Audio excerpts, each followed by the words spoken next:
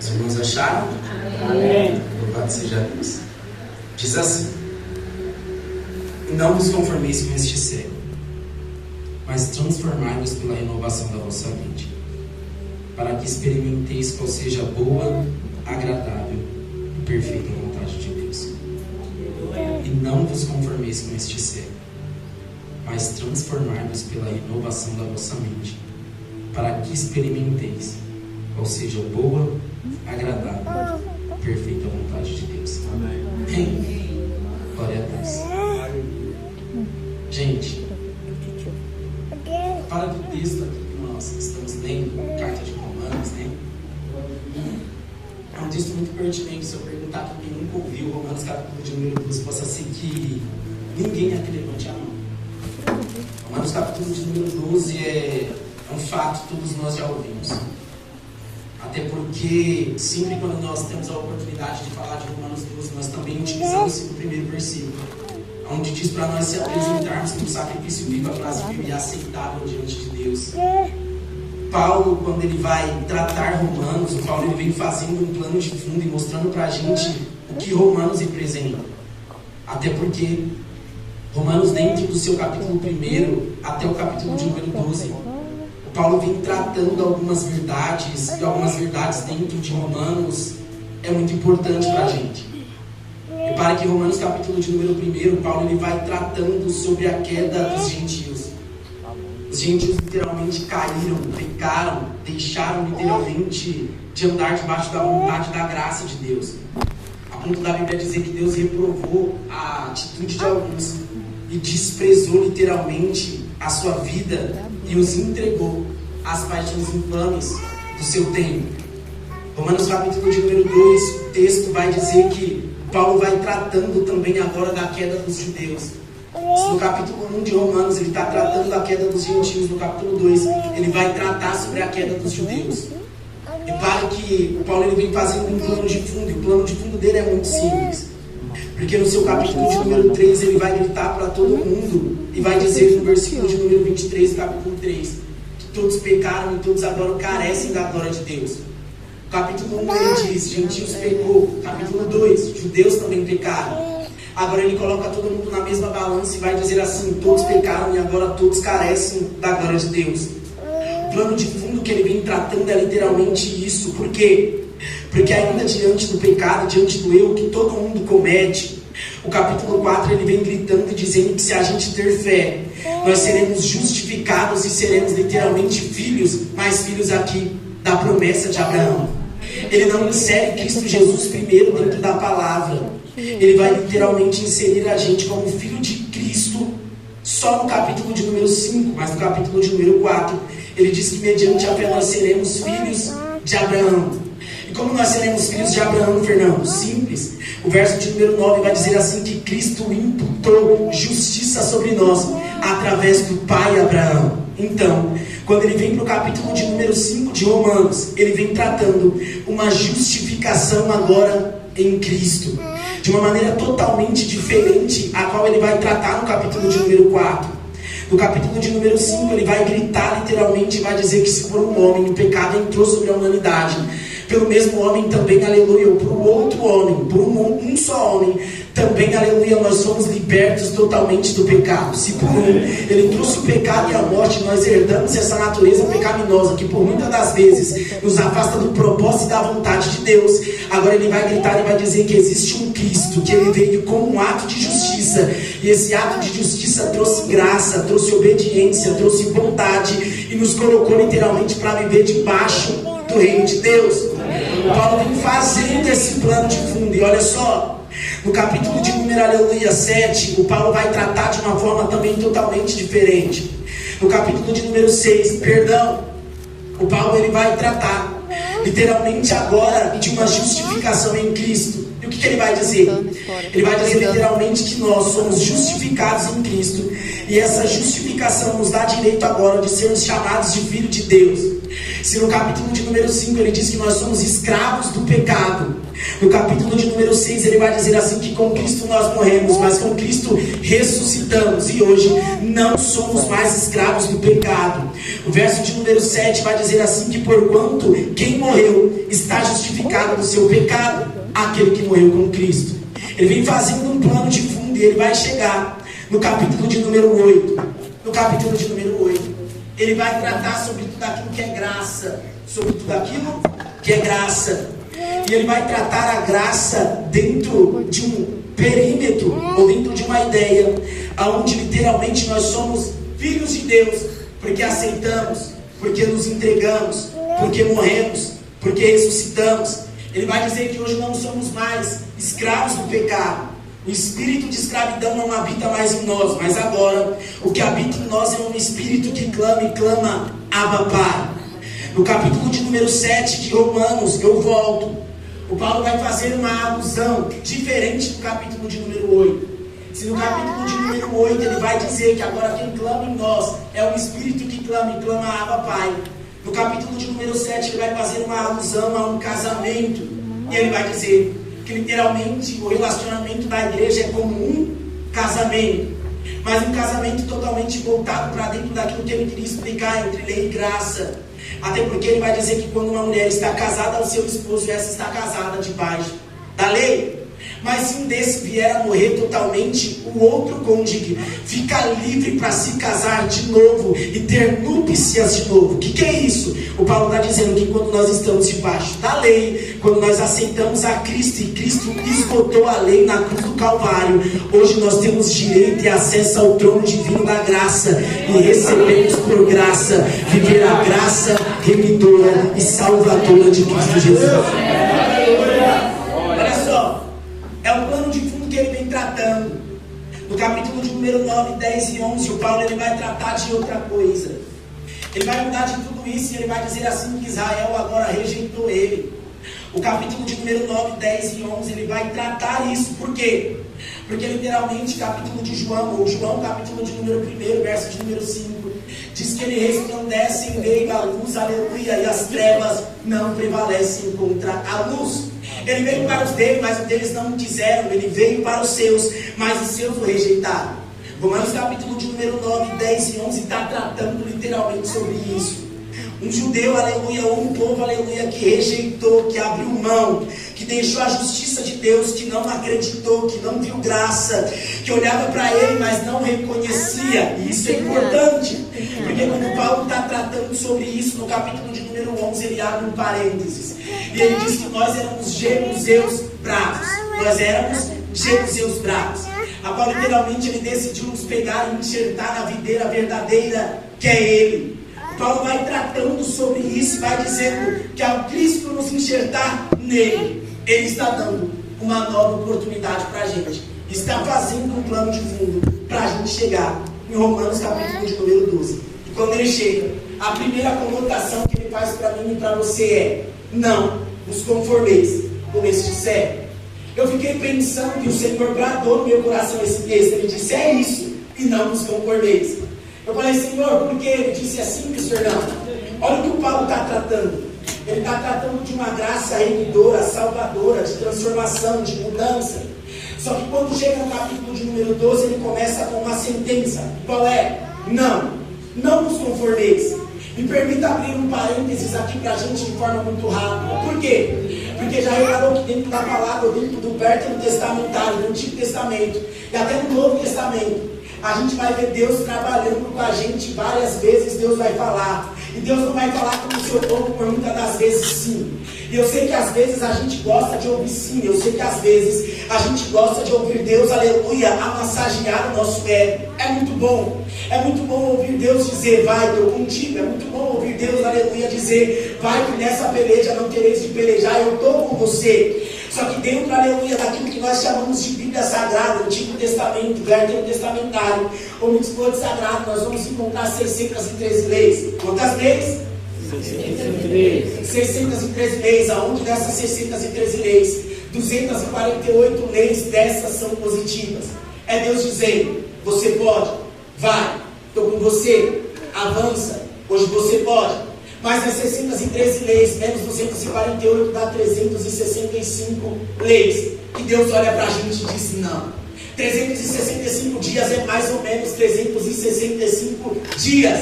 É não. Para cada dia do ano. É Deus olhando para a nação de Israel e dizendo para ela: calma, antes do sim que eu tenho para você, é não. E aqui isso me intriga, por quê? Porque Deus está olhando para a gente em Romanos capítulo de número 12, verso de número 2, e está começando a dizer: não, não o quê? Não se conforme, não se molde, não, aleluia, não se conforme. E Fernando, o que é se conformar? Se conformar é aceitar, é não se revoltar, é conviver, aleluia, semelhante a. A palavra não se conformeis dentro do original é moldar-se a, moldar-se ao caráter de. Olha só o contexto, é Deus olhando para a gente dizendo: não nos conformeis. Com o quê? Com este século. Mas se a gente traz para o original, é Deus dizendo: não se molde. Não molde o seu caráter com este século. O caráter do século de hoje, aleluia, é corrupto, é imoral. Mas o que eu tenho para a igreja ainda é: não vos conformeis com o caráter do mundo. Oh, glória. Oh, gente, permite isso aqui? Louvado seja Deus. Porque quando eu li isso, o Senhor disse: Fernando, a primeira coisa que você vai dizer é que não dá para moldar-se ao caráter do mundo. Repara que a gente já louvou aqui, a gente já deu glória, a gente já deu graça, a gente já pulou, a gente já rodopiou, a gente já adorou o nome do Senhor, sim ou não? Sim. Isso aqui é top. Só que quando o Senhor está falando de se moldar-se ao caráter dele, Ele está dizendo que a gente pode até estar dentro da igreja fazendo tudo isso e possa ser que o nosso caráter esteja voltado ao mundo de alguma forma e de alguma conduta racional e de forma irreverente. Eu vou dar um texto que a gente continua para a gente pensar bem rápido. Mateus capítulo de número 7, o Senhor vai usar de um texto e vai dizer assim: olha o texto: nem todos que disserem Senhor, Senhor entrarão no reino dos céus. Parou. Nem todos que disserem Senhor, Senhor entrarão no reino dos céus, mas todo aquele que faz a vontade do meu Pai. Portanto, ele diz que, literalmente, louvado seja Deus, nem todos que me chamam de Senhor, Senhor entrarão no reino. Por quê? Porque o servo não é conhecido por aquilo que diz, mas é conhecido por aquilo que faz. O servo não é conhecido por aquilo que diz, o servo é conhecido por aquilo que faz. Só que o servo aqui de Mateus capítulo de número 7, ele vai olhar para mim e para você, vai olhar para o Senhor e vai dizer: Senhor, em teu nome expulsei demônios, em teu nome eu fiz maravilhas, em teu nome eu curei, em teu nome eu profetizei. O Senhor vai olhar para ele e vai dizer: apartai-vos de mim, porque eu nunca os conheci. Ô, gente, deixa eu pensar e pensa comigo. Como é que alguém que está proclamando o nome do Senhor, que está expulsando o demônio, que está pregando a palavra, que está curando, que está deixando o nome do Senhor ser glorificado, vai ouvir do Senhor: apartai-vos de mim, porque eu nunca os conheci. O Senhor não está dando uma sentença para quem está fora da casa, para quem está fora da igreja, para quem não ouve palavra, para quem não tem direcionamento. O Senhor não está falando com esses. Perdão, o Senhor está falando com a gente. E é isso aqui que me intriga, porque possa ser que eu estou dentro da igreja, olhando, aleluia, tanto da igreja, cuidando dos trabalhos do Senhor, sendo direcionado pelo Senhor, e possa ser que eu seja como esse homem. E olha o detalhe, ele vai dizer: Senhor, em teu nome eu expulsei demônios, em teu nome curei, em teu nome eu fiz maravilhas, em teu nome eu fiz isso e aquilo. O Senhor não vai olhar para ele e vai dizer: sim, no meu nome você fez. Ou também não vai olhar para ele e vai dizer: não, no meu nome você não fez. Ele vai concordar. Aquele que cala também às vezes consente. Dentro do contexto aqui, o Senhor está consentindo com aquilo que o homem fala. Realmente, no meu nome você expulsou demônio, no meu nome você curou, no meu nome você fez. Mas o problema é esse: é que você só conhece a autoridade do meu nome. Glória a Deus. Você está na minha casa, você está ouvindo palavra, você está sendo direcionado. Mas de vez, aleluia, você conhecer o Deus, aleluia, do nome e se relacionar com esse Deus, você só conhece a autoridade do nome desse Deus. A pergunta que não quer calar é: será que a gente está dentro da casa de Deus?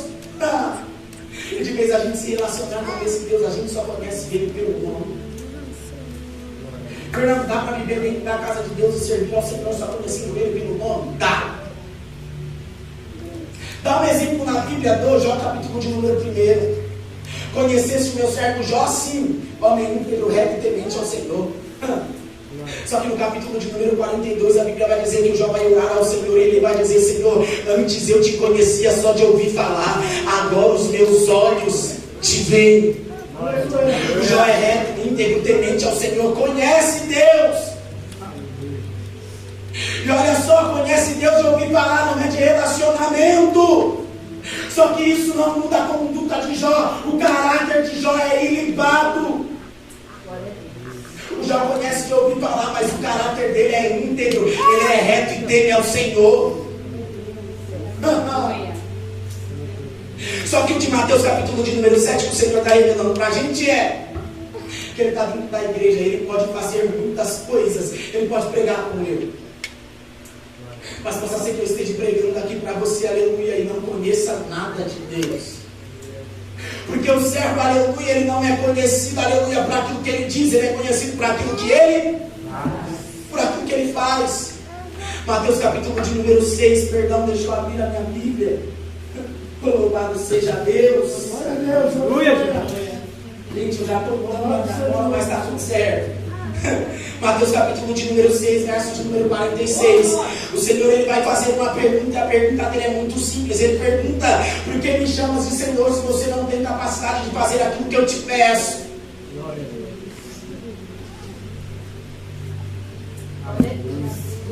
Mas Senhor, eu estou dentro da casa, eu ouço palavra, eu estou sendo direcionado, eu sei o que é. Oh, louvado seja Deus. Só que repara que a pergunta dele não é retórica, é afirmação. Porque me chama de Senhor, Senhor, se não fazes o que eu mando. Porque todo aquele que vem a mim ouve as minhas palavras e pratica, eu mostrarei a quem é semelhante a ele. Ele diz: é semelhante a um homem que edificando uma casa cavou profundamente uma vala. Ô gente, o que ele está dizendo? Ele está dizendo literalmente isso: aquele que é o meu servo primeiro me obedece, ouve a minha palavra e me obedece. Segundo, é semelhante a um homem que decidiu cavar uma vala, lançar os alicerces da casa, e quando achou a rocha, colocou literalmente os alicerces da casa dele. Vala, aleluia, e literalmente vala profunda. Isso aqui está falando, aleluia, de profundidade. Isso aqui está falando, aleluia, de fazer aquilo que ninguém está acostumado a fazer. Repare que Deus está olhando para esse homem e Ele está dizendo: esse homem é diferente de todo mundo. Por quê? Porque ouve e pratica. E até o ponto dele ouvir e praticar, aleluia, faz com que ele verdadeiramente cabe de forma mais profunda. O que Deus, aleluia, me trouxe aqui para dizer para você é: o que eu quero de você ainda é que você continue cavando, cavando, cavando, cavando, de um pouco, de uma forma mais profunda para me encontrar. Porque possa ser que você esteja aqui dentro, ouvindo palavra, recebendo direcionamento, e o seu relacionamento. Eu escutei alguém dizendo aqui, alguém gritou dentro desse altar, dentro dessa casa, dizendo: adore a Ele de uma forma mais profunda. Eu lembro que eu ouvi isso. Aí o Senhor está dizendo que eu quero que você me busque, cave, se dedique, se entregue. Porque o servo que obedece a minha voz, ou servo, aleluia, que verdadeiramente é considerado como meu servo, é aquele que ouve a minha palavra e obedece, me busca de forma mais profunda. Buscar de forma mais profunda é fazer aquilo que ninguém está acostumado a fazer. Deixa eu te fazer uma pergunta de forma muito simples.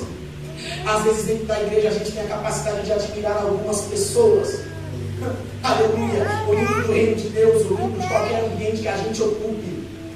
Só que quando a gente olha para aquelas pessoas e já admira ela, principalmente, eu lembro como se fosse eu. Quando eu entrei dentro da igreja e olhei o varão pregando em cima do altar, eu disse e olhei: Deus, eu quero ser como ele. Por quê? Porque aquilo motivava o meu coração, porque aquilo motivava o meu ser. Mas eu aprendi, aleluia, que a única coisa que o Senhor queria era que eu buscasse Ele de forma um pouco mais profunda. E Fernando, o que é buscar o Senhor um pouco de forma mais profunda? Simples. Primeiro é ouvir a voz do Senhor e obedecer. O caminho não é outro, é caminho de obediência. Só que buscar Ele de forma mais profunda, Ele vai ensinar em Mateus capítulo de número 6, Ele vai dizer: quando quiser falar comigo, entra no teu quarto, fecha a porta, porque o Deus que te vê no secreto, todavia te ouvirá e te responderá no público. O que é buscar o Senhor de forma mais profunda? Ainda é buscar num ambiente que ninguém está acostumado a buscar. A gente aprendeu a se relacionar com Ele aqui dentro da igreja, buscar Ele aqui dentro da igreja. A gente aprendeu, aleluia, a se relacionar com Ele aqui dentro da igreja. O que Ele está dizendo é: eu não quero mais na igreja. Está na hora do relacionamento aumentar, eu estou querendo você dentro da tua casa. Está na hora do relacionamento mudar, eu estou querendo você dentro do trabalho. Está na hora do relacionamento mudar, eu estou querendo você dentro da faculdade. Está na hora do relacionamento mudar. É que a gente se acostumou, aleluia, a buscar Ele dentro da igreja. Só que me permita aqui, vocês estão me vendo pela primeira vez, sim ou não? Se eu escolher um de vocês aqui agora e dizer assim: irmão, quero ir na sua casa, conhecer todos os ambientes da sua casa, você vai deixar sim ou não? Responda para mim. Se eu escolher alguém, vou escolher alguém legal, deixa eu ver. O Matheus não vale, né? Porque eu já o conheço, né? Vou falar com você, então. Se eu olhar para você agora e disser: vamos lá na sua casa, deixa eu conhecer todos os cômodos da sua casa, você vai deixar sim ou não? Fala a verdade. Não, fala a verdade, seja verdadeiro. Vai deixar? Obrigado. Gente, se fosse eu e olhar para a cara do irmão e dizer: mas se converter para mim, te conheço, vai conhecer a minha casa. A gente tem que ser verdadeiro. Por quê? Porque quando a gente não conhece as pessoas, a gente é receoso para levar até elas dentro da nossa casa. Possa ser que até você me levasse dentro da sua casa, mas você não me mostraria todos os cômodos da sua casa. Você deixaria literalmente com que eu conhecesse a sala, conhecesse malha até a cozinha e o banheiro, se eu pedisse literalmente para entrar, aleluia, e usar o banheiro. Mas se eu dissesse: você conhecer seu quarto, você dizer: que irmão então? Sim ou não? Sim. É, irmão, é assim. Só que sabe o que me chama mais atenção? É que a gente, aleluia, você não me leva para a tua casa, não me faz conhecer a tua casa, no íntimo, no profundo, porque você não me conhece.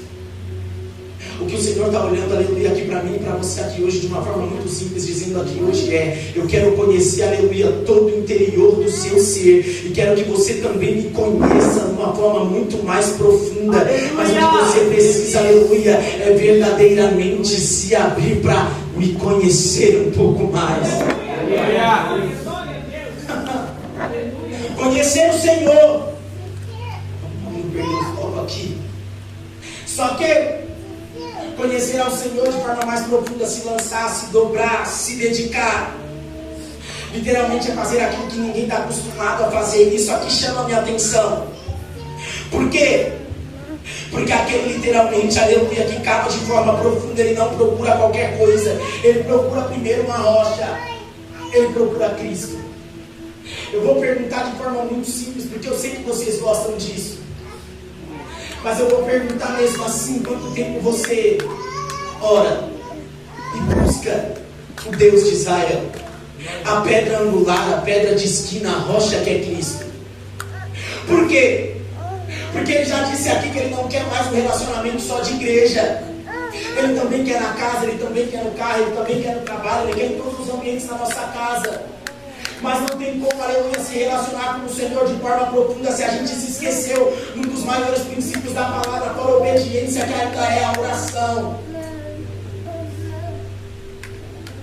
Não é orar dentro da igreja, perdão. Não é orar só dentro da igreja. O que ele está dizendo é: O que eu não quero é que você lembre da intimidade que você tem comigo só quando você vem a esta casa. O que eu quero é que você se lembre meu Deus, do relacionamento que você tem comigo quando você também, aleluia, acorda e me chama, aleluia, para sentar ao teu lado e verdadeiramente fazer o devocional com você todos os dias. Vida de devocional ainda é vida de secreto. E sabe o que eu aprendi?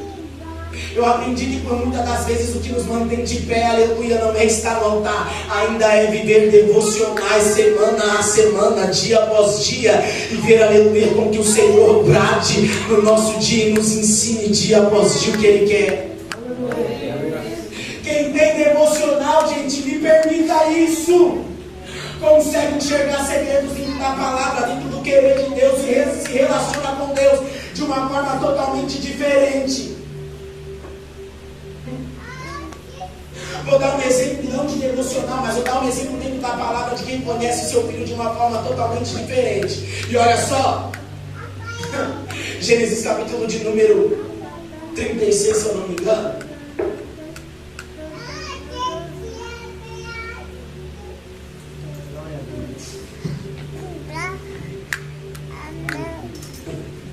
Louvado seja Deus. Gênesis capítulo de número 37. A Bíblia vai dizer, aleluia, que quando, aleluia, José recebeu, e ele recebeu do teu pai uma túnica colorida. Gênesis 37. José vai receber do seu pai, o que ele recebe, Leandro? Uma túnica colorida. A pergunta que não quer calar é porque o seu pai não deu, aleluia, uma túnica também aos outros filhos. Alguém vai parar e vai dizer, Fernando, é porque literalmente José amava muito, oh meu Deus, Jacó amava muito mais José do que todos os outros meninos. Mas a verdade não é essa. Já reparou que pai, vou falar de pai aqui. Se você perguntar, aleluia, para o pai, qual é o tamanho da camiseta que seu filho hoje usa? O pai vai olhar para a mãe e vai dizer, qualquer alguém. Porque o pai não sabe. Isso passa desligado às vezes do pai. Isso é do homem. Quando a gente deixa literalmente algumas tarefas como essa para a mãe, a gente não se apega. Só que o texto está dizendo, aleluia, que quem deu a túnica para o teu filho foi Jacó. Louvado seja Deus. E Jacó, ele vai dar uma túnica para José. E ele sabe o tamanho exato do seu filho. Não é a mãe, é o pai. O pai está andando tão de perto do menino que ele entende o tamanho do menino. Ele conhece o gosto do menino, ele sabe do que o menino gosta. O que Deus está dizendo literalmente é, eu sei do que você gosta. A pergunta é, você sabe do que eu gosto? Eita Deus. Porque se você andar de perto comigo, eu te conheço e sei do que você gosta. É por isso que eu estou chamando você para um relacionamento um pouco mais profundo. Louvado seja Deus. E aí ele começa assim, não vos conformeis, não se moldeis, aleluia, ao século presente, não se moldeis em caráter, em mente, ao mundo. Deixa eu pegar minha colinha. Louvado seja Deus. A palavra conformeis, vamos de novo, é moldar-se de acordo com a mente e caráter de alguém ou do outro. A tal ponto que muda a nossa forma ou aparência, a ponto de afetar também nossos sentidos, comportamentos, discursos e ações. Se conformar é aceitar, é se moldar. Só que o que ele está gritando aqui para a gente é não se conforme ou não se molde ao mundo. E aí ele disse assim, Fernando, presta atenção em Jeremias 17, 9 e 10. Jeremias 17, 9 e 10, ele vai dizer que o coração do homem, ele é enganoso. Mas ele vai continuar e vai dizer assim, ele é desesperadamente corrupto. Como é que é? Seu coração é enganoso, mas ele é desesperadamente corrupto. Isso aqui está falando do quê? Isso aqui está falando de caráter. Isso aqui está falando, aleluia, de interior. Lembra do texto de Mateus, capítulo de número 15? Quando o Senhor vai olhar, aleluia, vai ouvir os fariseus olhando para ele, dizendo, Senhor, por que os seus discípulos não lavam a mão para comer? Ele vai olhar, aleluia, para os fariseus e vai dizer: até quando vocês não entenderão que o que entra pela boca, aleluia, entra e sai por um lugar escuso, mas literalmente o que contamina o homem é o que sai do vosso coração. Porque o que sai do vosso coração são os maus desígnios, são a prostituição, são a avareza, é o adultério, é a imoralidade. Ele literalmente vai mostrar para a gente que o que contamina o homem ainda está dentro do vosso coração, porque o vosso coração ele é desesperadamente corrupto. E todas as vezes que nós, aleluia, abrimos mão de ter um relacionamento profundo com o Senhor, a gente começa, aleluia, a colocar, aleluia, dentro do nosso coração, ou preencher o espaço do nosso coração, que era para Deus. A gente começa a preencher, aleluia, com tudo aquilo, aleluia, que literalmente o mundo quer que nós moldemos ele. E o mundo quer que a gente molde o nosso coração com o quê? Primeiro, com corrupção.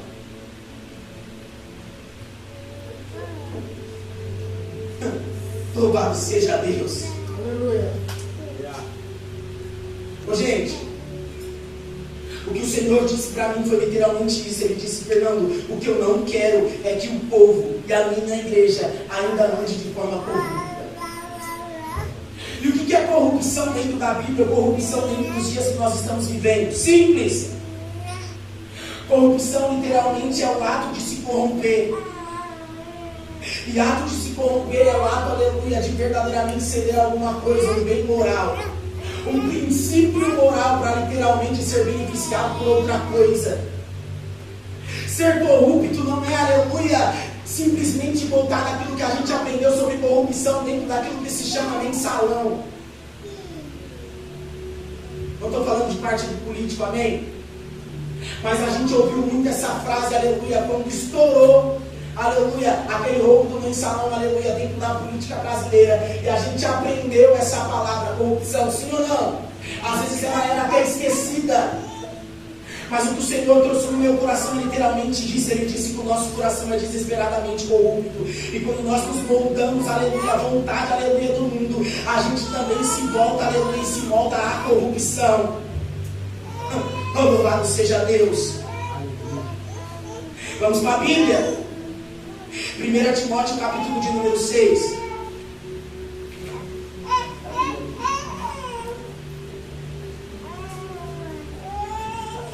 Glória a Deus. 1 Timóteo, capítulo de número 6. Verso de número 5. Olha só o que Paulo literalmente vai tratar com Timóteo. Louvado seja Deus. Ele vai começar no versículo de número 3, dentro do capítulo de número 6, ele vai dizer: se alguém ensina outra doutrina e não concorda com as suas palavras de nosso Senhor Jesus Cristo, e como ensino segundo a piedade, é enfadoado, nada entende, não tem mania por questões, contendas de palavras, de que nascem inveja, provocações, difamações, suspeitas malignas, alterações sem fins, por homens cuja mente é pervertida, privada da verdade, supondo-se que a impiedade é fonte de lucro. Olha isso aqui. A palavra literalmente dentro do original, quando se trata aqui, louvado seja Deus, no versículo de número 5, quando ele diz a mente é pervertida, em algumas bíblias está escrito que a mente é corrupta. O que o Paulo está tratando é de alguém, de novo, dentro da igreja, alguém que está sendo direcionado pela palavra, que entende o caminho, mas que literalmente se esqueceu do caminho que se chama piedade, graça, misericórdia. É alguém, aleluia, que se corrompeu, aleluia, por um alto benefício próprio, simples, literalmente fazendo, aleluia, com que o caminho da piedade seja deturbado e trazendo para ele uma fonte de lucro. Sabe por que eu trago essa palavra hoje? Porque o Espírito Santo de Deus está dizendo: não se conforme. Não se conforme com esse evangelho medíocre que nós estamos vivendo por aí, onde pessoas estão deixando, aleluia, de viver a piedade, a graça, para verdadeiramente visar o lucro, aleluia, para alto benefício próprio. O reino de Deus ainda é graça, justiça e amor e ser em Deus. Isso não está dizendo, aleluia, que Deus não pode te abençoar, aleluia, e fazer com que você seja abençoado e próspero. Não tem nada a ver com isso. O que ele está dizendo é que quando nós deturbamos, aleluia, o maior princípio da Bíblia, que se chama salvação, abrir o nosso coração para a corrupção que está acontecendo nos dias de hoje, a gente muda, aleluia, a palavra piedade e muda o conceito e o princípio dela para viver, aleluia, aquilo que me alimenta. Eu vou continuar. Olha o que o Paulo continua nos ensinando. Ele diz que o nosso coração ele é corrupto. Ele é desesperadamente corrupto. 1 Timóteo 6, ele vai dizer que o nosso coração, louvado seja Deus. Por muitas das vezes, quando ele entra para a corrupção, aleluia, ele perde, aleluia, o caminho da piedade. E perdendo o caminho da piedade, aleluia, ele perde um dos maiores conceitos bíblicos dentro da palavra. João capítulo de número 2, verso de número 13 ao 22, o Senhor Jesus vai contar uma história muito importante. Ele vai sair de um casamento onde ele transformou a água em vinho, e agora ele vai entrar dentro daquilo que nós chamamos de templo. O que ele encontra, Fernando? Ele encontra pessoas que eram para entregar, aleluia, a graça, a piedade, a bondade, a misericórdia, levar o povo, aleluia, para conhecer um pouco mais do nosso Deus. Só que aqueles, aleluia, que estavam, aleluia, engajados, direcionados pelo Senhor e recebendo uma direção de Deus para fazer isso, agora estavam trocando o ofício de sacerdote para se tornarem cambistas dentro do templo. O coração deles se corromperam a tal ponto, aleluia, que eles começaram a vender, aleluia, alguns animais dentro daquilo que se chama templo. Perderam um dos maiores princípios da palavra, que aleluia, que se chama salvação. Oh, graça remidora, salvação. Para quê, Fernando? Para verdadeiramente se tornarem cambistas, aleluia, e lucrar, aleluia, com a misericórdia alheia. O Senhor entra dentro do templo, pega um azurrado, e a Bíblia vai dizer que ele começa a bater, aleluia, nas mesas, derrubar, aleluia, aleluia, as gaiolas, abrir as gaiolas, deixar, aleluia, livres, aleluia, tanto ovelhas como bois, aleluia, quando, aleluia, todos aqueles que estavam sendo vendidos, vai olhar para os sacerdotes e vai fazer um grito dentro daquele ambiente, vai dizer: porque passeis na casa do meu pai, casa de convis e salteadores. Isso não é só no nosso tempo, isso estava no tempo dele, no tempo do Mestre, no tempo de Jesus. Jesus entrou dentro do templo e gritou para todo mundo: não fazeis da casa de meu pai casa de convis e de salteadores. Não mude um dos maiores princípios da Bíblia, que ainda se chama salvação, para ganhar e ter um benefício próprio. Eu sei que às vezes, louvado seja Deus, às vezes a gente diz: Fernando, isso não acontece aqui. Louvado seja Deus. Mas possa ser que isso não aconteça aqui e aconteça aqui.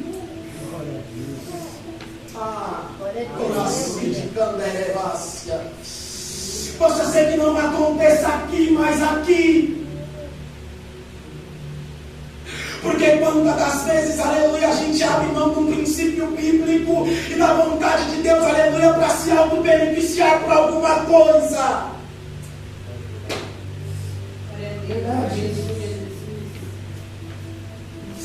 Sabe o que eu gosto? Eu gosto de vir ao ambiente, eu gosto de entrar. O pastor disse que esperar um pouco, eu disse: não, quero sentir o culto.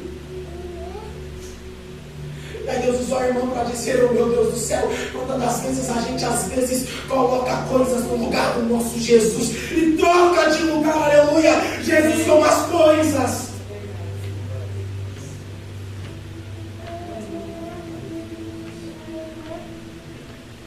Sabe qual é o maior problema? É que Jesus chegou dentro do templo, aleluia, olhou para todos eles, aleluia, gritou e disse: ainda aqui se chama casa de oração, a casa de meu Pai.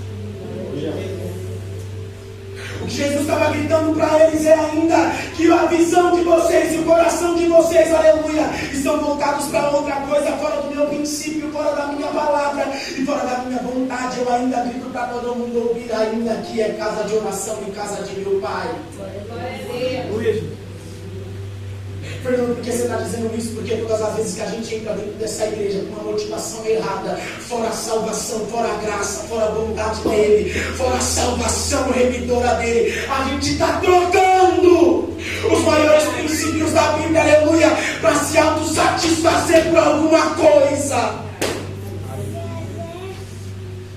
O nosso coração é desesperadamente corrupto. Ah, meu Deus! Durimi oberebarassi de canderebarácia. Duri oberebarassam, durimi da caladaralácia. Ele vai gritar para todos. Ele vai trazer de novo à memória aquilo que a casa dele é. Ainda é casa de oração. Ele está dizendo: não, oh meu Deus do céu, não mude o teu caráter, não mude a tua mente, não mude os teus princípios, aleluia, para se auto-beneficiar, aleluia, por alguma necessidade que você precisa.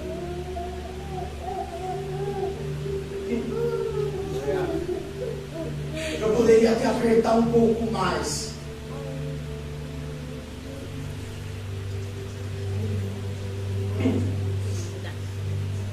Oh, louvado seja Deus. Oh, meu Deus do céu. Quando a gente, aleluia, troca os maiores princípios da Bíblia, aleluia, para se autossatisfazer por algum desejo, por alguma luxúria, por alguma coisa, a gente também não é só corrupto, me perdoa a palavra, a gente também está se parecendo como prostitutos. Glória a Deus. Sabe qual é o maior problema? É que embaraçando, ele não vai vir buscar uma igreja, aleluia, que está se contaminando. Ele diz que ainda vem buscar uma igreja lavada e remida no sangue do Cordeiro. Glória a Deus. É por isso que ele diz: não, oh meu Deus, não se conformeis, antes procurai, aleluia, se transformar.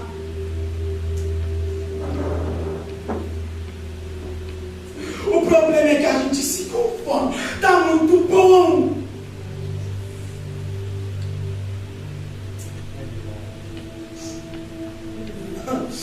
Oh, meu Deus do céu. Deixa eu te fazer outra pergunta muito simples. Quantas vezes a gente entra dentro dessa casa, ou dentro dessa igreja, o Senhor diz, aleluia, como o Senhor já usou, aleluia, os louvores, a palavra, algumas pessoas para dizer que Ele quer um relacionamento um pouco mais profundo, uma entrega um pouco mais profunda, que Ele quer ter um particular com outros um pouco mais profundo. E de vez a gente se entregar de forma, oh meu Deus, objetiva a Ele, a gente fica se preocupando, aleluia, verdadeiramente com os nossos desejos e deleites.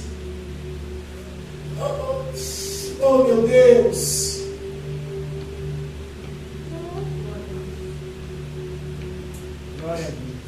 Era isso que estava acontecendo, era isso que o Paulo estava tratando.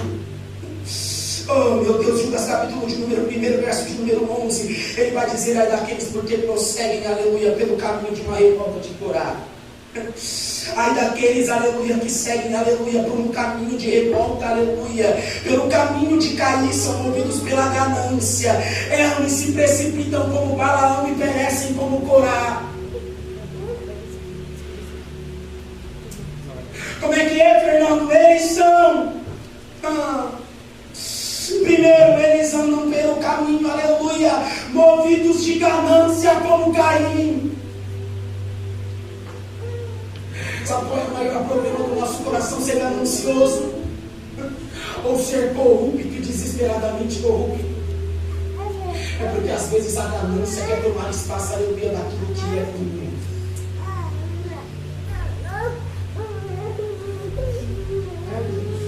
Oh meu Deus, oh meu Deus, e segue no caminho de Caim, porque o que fez Caim, aleluia, levantar, aleluia, a mão contra Abel, foi literalmente a ganância, aleluia, de querer, aleluia, a direção, a vontade de Deus e o querer de Deus só para ele. Se Deus não me auto-beneficia, então eu tiro, aleluia, quem eu preciso. O coração é totalmente, oh meu Deus do céu. Se precipitam como Balaão. Deus primeiro disse para Balaão: não vai, não profetize, não vai. Mas ele quis, ele insistiu a tal ponto de Deus olhar para ele e diz: agora vai. Mas não diga, aleluia, o que você quer, diga que você falará somente o que eu mandar você falar. Ele chega diante, aleluia, do rei e vai começar a profetizar algumas coisas. Quando ele está terminando de profetizar, ele olha, aleluia, para o rei e diz assim: sabe por que, aleluia, Deus, aleluia, não destrói esse povo? Porque vocês ainda não aprenderam, aleluia, a tirar, aleluia, a intimidade, a confiança, o relacionamento, aleluia, do povo para com Deus. É por isso que Deus ainda continua cuidando desse povo. O Balaão abriu a boca para falar o que não era para falar. Deu armas para o inimigo que não era para ele ter. Oh meu Deus, e perecem como a revolta de Corá.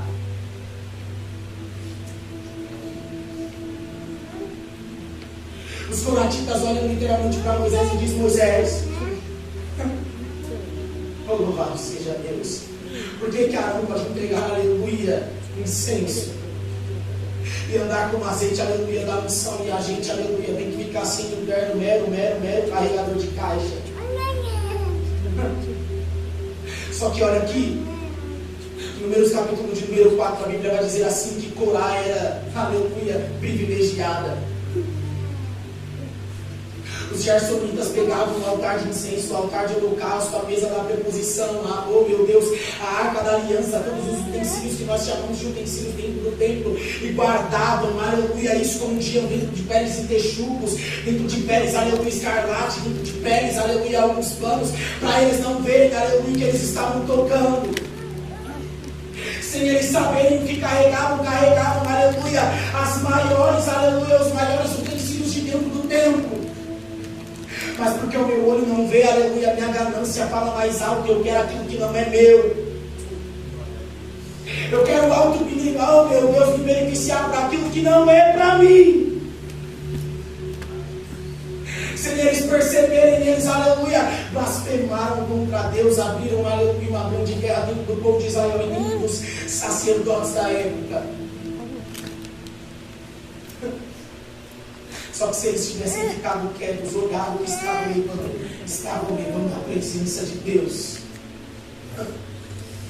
Estavam levando o altar de incenso, aleluia, que era aquilo que tomava conta do ambiente. O sacerdote se escondia debaixo da fumaça e a glória de Deus se movimentava dentro do arraial.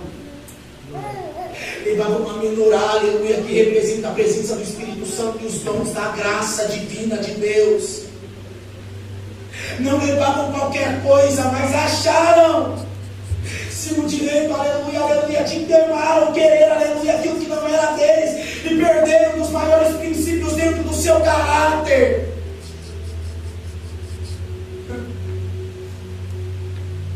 Se revoltaram, ligaram-me. A Bíblia diz assim que a vara que floresce é de Arão, a terra, toda a descendência de Corá é boa.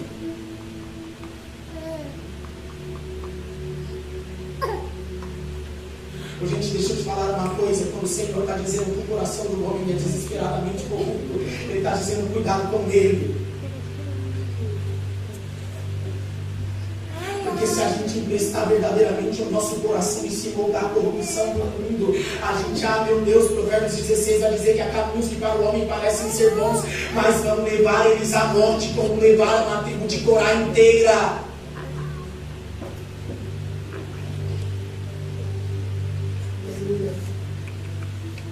Aí ele vai dar outro recado.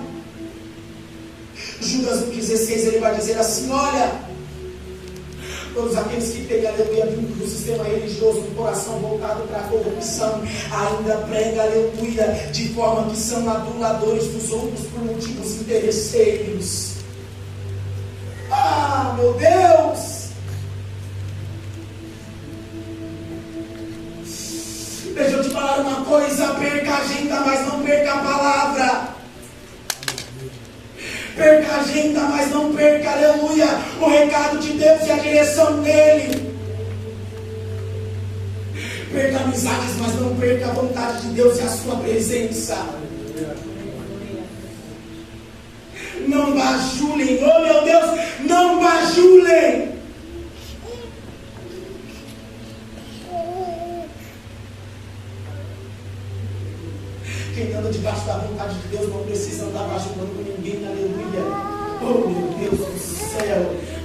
alguma coisa e se beneficiar por alguma coisa.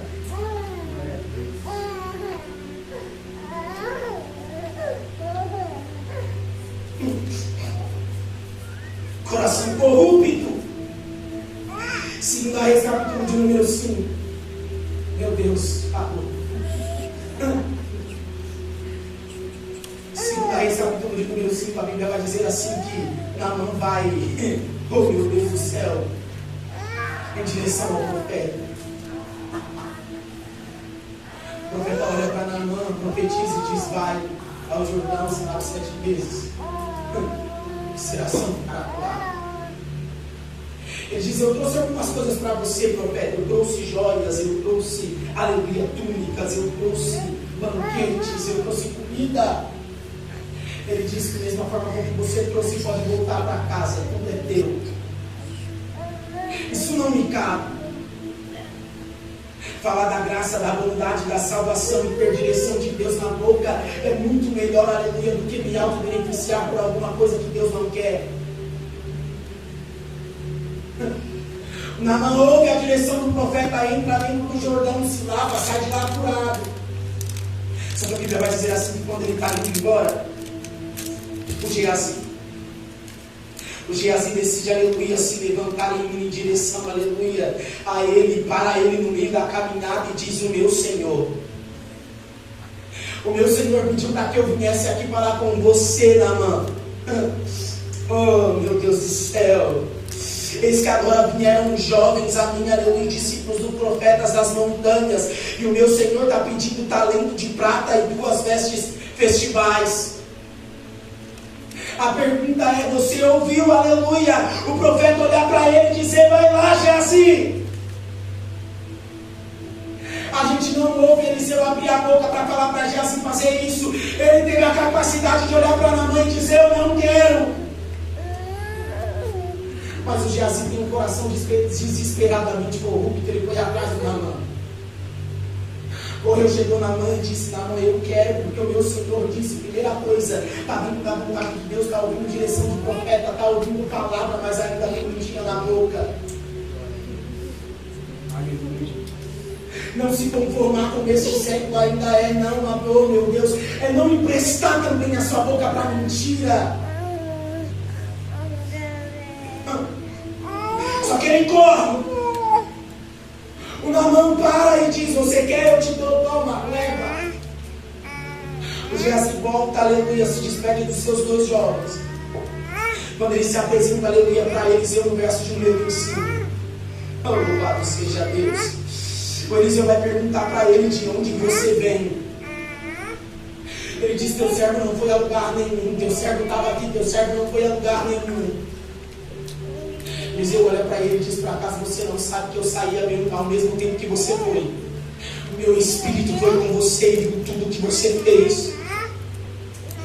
Por causa do seu coração, meu Deus, do seu coração corrupto, você receberá também a lepra de Naamã.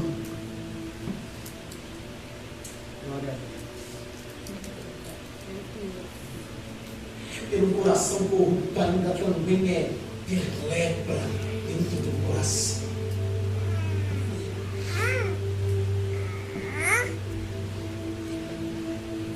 Oh, louvado seja Deus.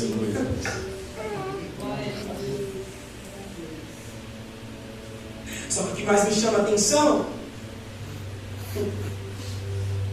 é que ter um coração corrupto, aleluia, me afasta de Deus.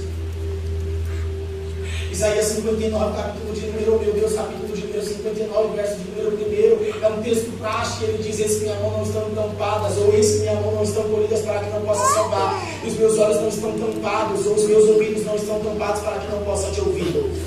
Mas o que faz separação entre mim e ti ainda são os seus pecados, a tal ponto que os seus pecados cobrem a vossa face e impedem os vossos ouvidos de me ouvirem.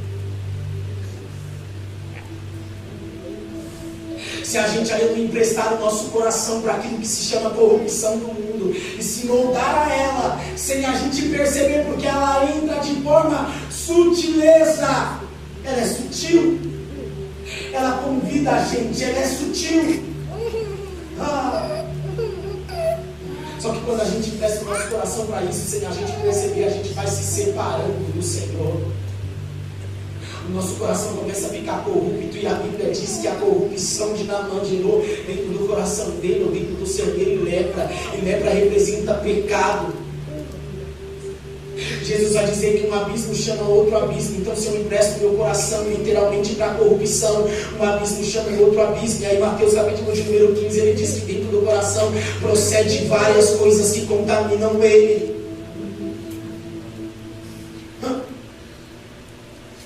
Só que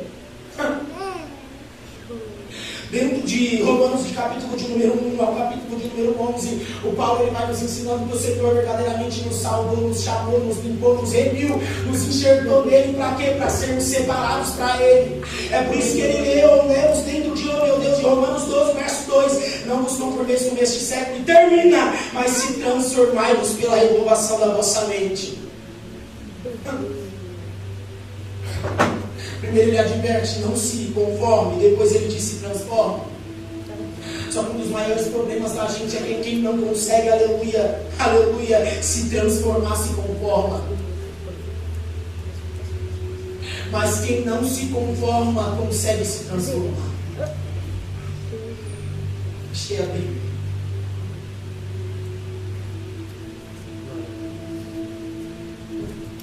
Tiago 4,4, o Senhor vai fazer uma advertência muito simples e ele vai dizer, filhinhos, não sabei, aleluia, que a amizade do mundo se consiste em amizade contra Deus. Ele faz uma pergunta muito simples para a gente.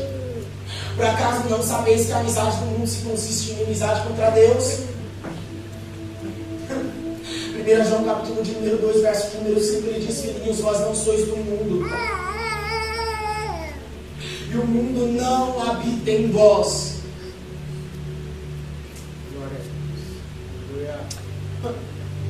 Não ameis ao mundo e nem no que no mundo há. Só que quando literalmente eu tenho um coração voltado a meu Deus, se perceber a corrupção, eu vou me atrevendo. E se eu não perceber, eu vou me separando dele. Eu até tenho os seus ouvidos, porque quando eu clamo e digo, Senhor me salva, Ele me salva. Eu até tenho, aleluia, a sua mão. Porque quando eu grito e também peço por socorro, Ele estende a mão e me socorre. Mas se meu coração é corrupto, eu estou emprestando Ele a isso. Ele diz que o que eu não tenho é o rosto, porque o que literalmente faz separação de mim e Ele é os meus pecados, e os meus pecados tampam o rosto dele, é o meu rosto, para que eu não veja. E rosto fala de presença. E possa ser que eu tenha socorro de Deus,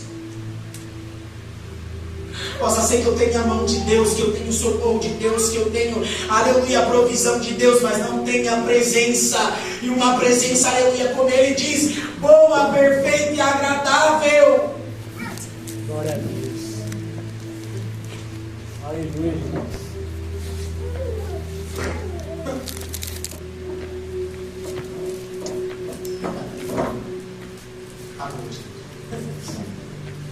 Glória a Deus. Aleluia. Só uma pergunta para a gente ir embora.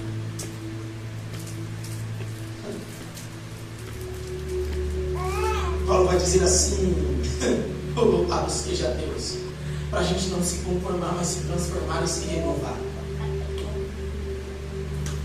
para que a gente possa experimentar. Experimentar fala de experiência, porque relacionamento com Deus é experiência. Só que o que ele está tratando aqui é literalmente isso. É que não tem como ter experiências, relacionamento com Ele de uma forma essencial, se a gente emprestar o nosso coração para aquilo que não deve ser emprestado.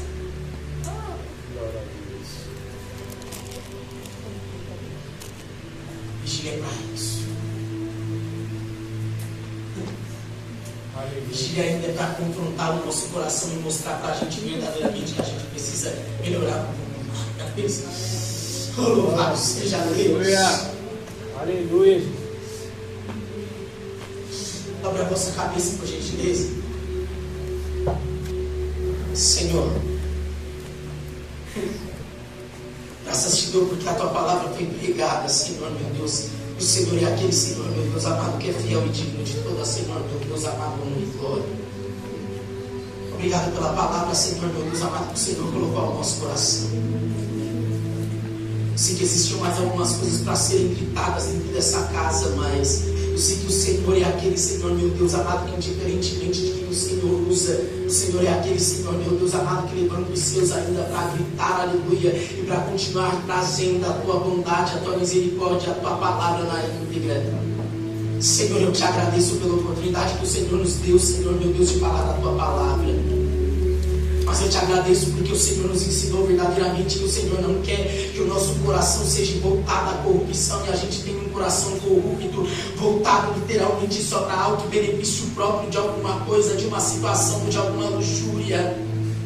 Oramassando. Eu sei, Espírito Santo de Deus, que o Senhor verdadeiramente quer muito mais da gente. Eu te peço em nome de Jesus, debaixo da vossa autoridade, debaixo da tua presença, da tua misericórdia, da tua graça, que o Senhor nos ensine verdadeiramente a andar como o Senhor, meu Deus, não só de ouvir falar, mas de ter experiência, de experimentar, de dedicação, de entrega. Não deixe com que nós sejamos, Senhor, meu Deus amado, servos medíocres. Não deixe com que a gente seja, Senhor, meu Deus amado, servos, ó Senhor, que se conforma com aquilo que a mediana e a média do mundo vive. O Senhor nos chamou para ser diferente. Eu te peço em nome de Jesus, debaixo da tua palavra, nos ensina a ser diferentes, Pai. Não deixa com que a gente se conforme, Senhor, meu Deus amado, com o sistema. Não deixa com que a gente se conforme, Senhor, meu Deus amado, com o sistema que tem sido, Senhor, meu Deus amado, gritado mundo afora. Eu te peço, conserva esse altar, conserva essa igreja, conserva os pastores dessa casa, conserva, Senhor, a integridade do teu povo. Oh, Espírito Santo de Deus, ainda vale a pena ser fiel, ainda vale a pena ser fiel até o fim. Eu te peço em nome de Jesus, que o Senhor preserve a integridade dessa igreja, Senhor, meu Deus, para que essa igreja possa subir, ó Senhor, meu Deus, verdadeiramente se encontrar com o Senhor nos ares, como o Senhor diz. Eu te peço, prepara o nosso coração, a nossa mente, a nossa alma, para viver tudo aquilo que o Senhor tem reservado para nós, e que a sua palavra possa gerar frutos dentro da gente, e nos fazer enxergar aonde, Senhor, meu Deus, tudo aquilo que é corrupção, que o Senhor tem tentado entrar dentro do nosso coração de forma sorrateira. Eu te peço, germina verdadeiramente o nosso ser e nos faz ser voltados, mas voltados à vontade de Cristo e não à vontade do mundo. Eu te agradeço, Espírito Santo de Deus, e te peço, continua fazendo tudo, Senhor, meu Deus amado, sobre essa casa, sobre essa família e sobre as nossas vidas, o teu querer, em nome de Jesus. Amém. Jesus abençoe.